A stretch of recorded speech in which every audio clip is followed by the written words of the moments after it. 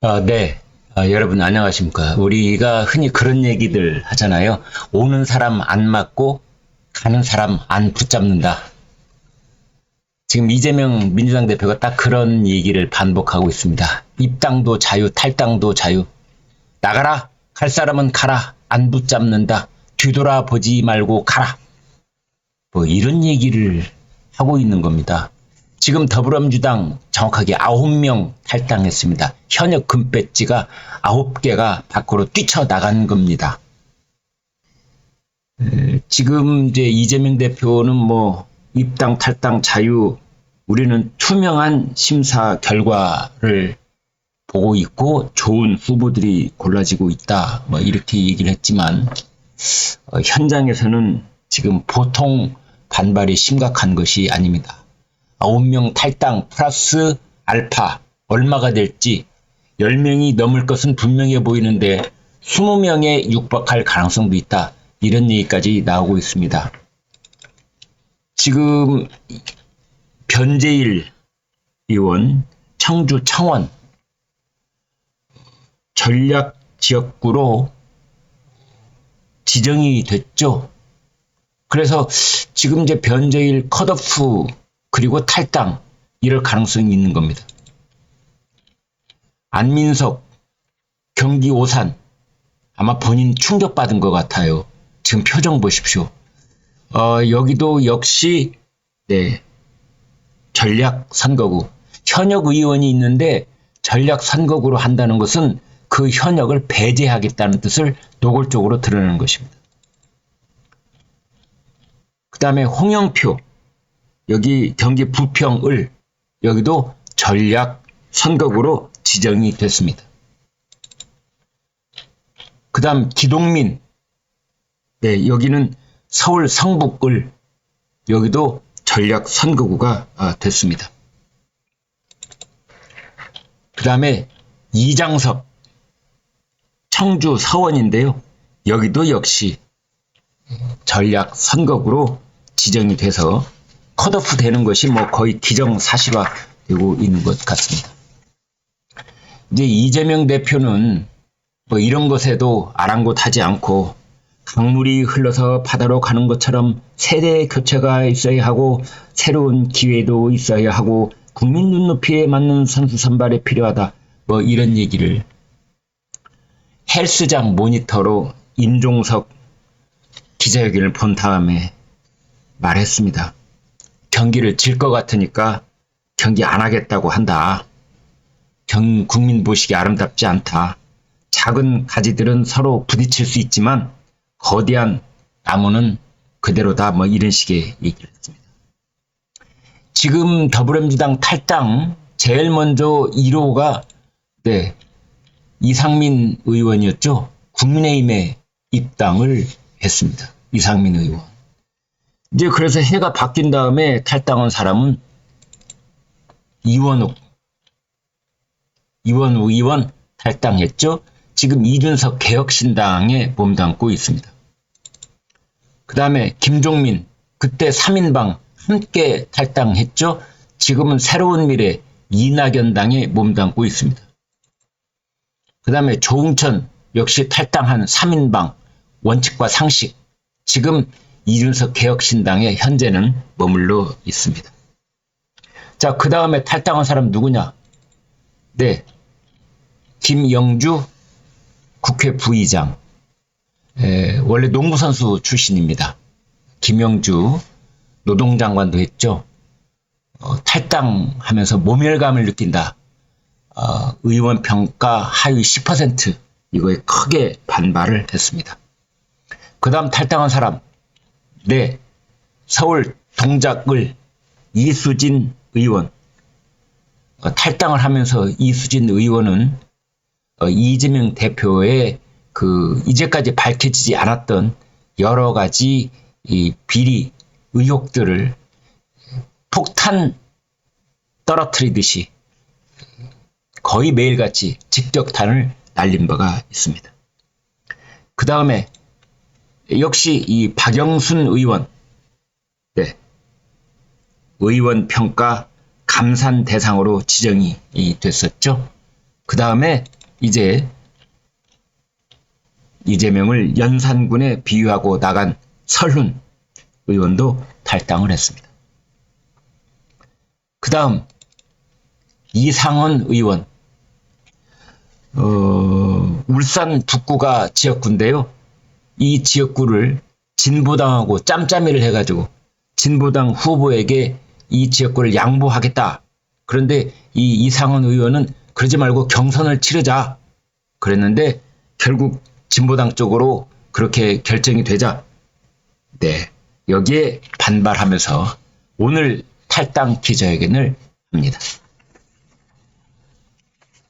이 중에서도 이제 설은 크게 뉴스가 됐었죠. 1985년 김대중 전 대통령 비서로 시작을 해서 민주당에 40년 가까이 몸담았는데 탈당을 했습니다. 그러면서 이재명 대표의 지배를 받는 전체주의적 사당이 됐다. 이재명이 연산군처럼 모든 의사결정을 자신의 측근과 결정하고 의사결정에 반하는 인물을 모두 쳐내고 아부하는 사람만 곁에 둔다. 이런 말을 했습니다. 자, 그런가 하면 이런 탈당 의원들을 비난하는 사람이 있습니다. 바로 정청래 최고위원입니다.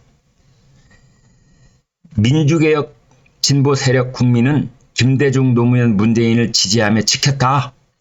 지금은 이재명 대통령의 꿈을 향해 이재명의 깃발을 지키고자 한다.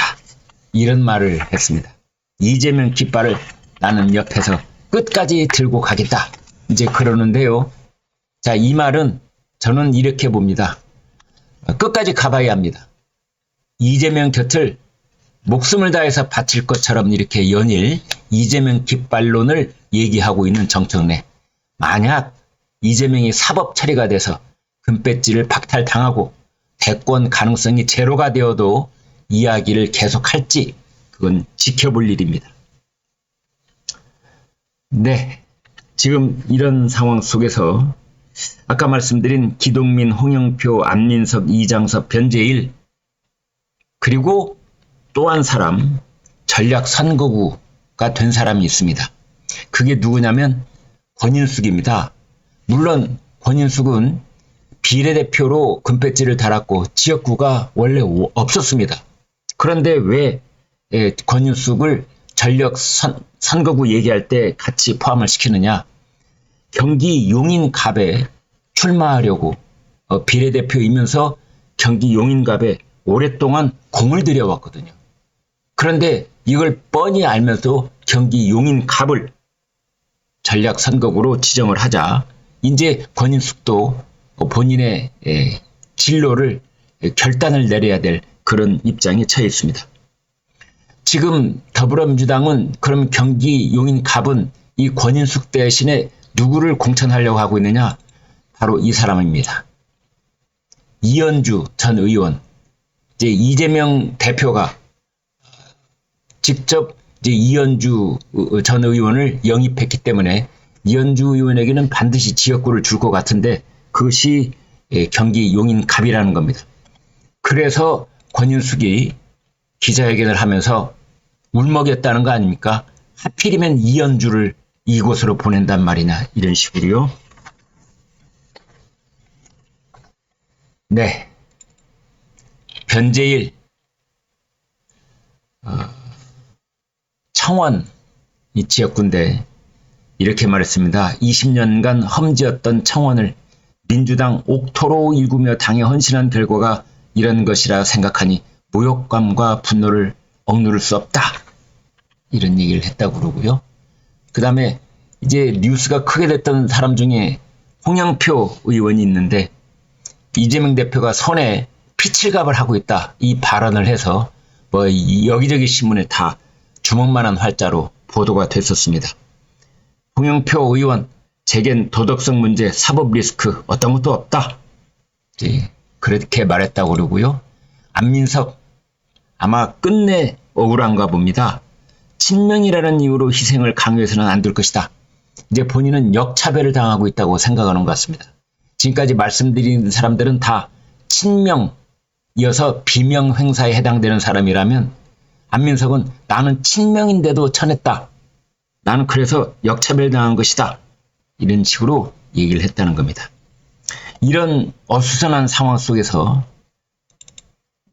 이재정 의원 지금 그 공천관리위원입니다.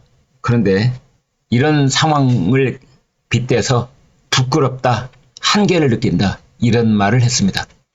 공천관리위원들이 모여서 공천을 100% 결정하고 합리적인 결과를 도출해내는 것이 아니라 공천관리위원회 밖에서 어떤 지시가 내려오고 명령이 내려와서 그대로 움직이고 그것이 당을 엄청난 내용으로 몰고 가고 있고 뭐 이런 것을 빗댄 말이 아닌가 싶습니다.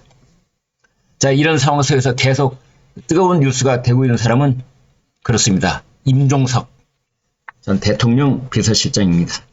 왜 이렇게까지 하는지 도무지 납득이 되지 않는다. 이제 이런 말을 했는데요. 어제도 왕십리역 앞에서 선거 유세 운동을 계속했습니다. 탈당 가능성을 묻는 말에 정치는 샘물이다. 이런 말만 했다고 합니다. 자, 이런 상황 속에서 지금 또 하나 관심을 모으고 있는 것이 그렇습니다.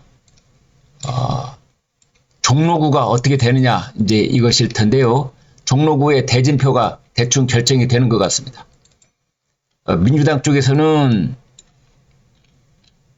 최재형 전 감사원장, 최재형 초선 의원, 그 다음에 민주당 쪽에서는 이 사람 노무현 전 대통령 사위 곽상언 변호사 단수 추천이 됐습니다.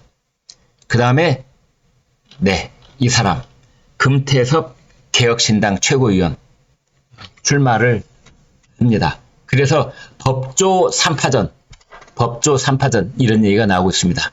종로에서 법조 3파전이 벌어질 예정으로 있다. 이렇게 보시면 되겠습니다. 여러분 고맙습니다.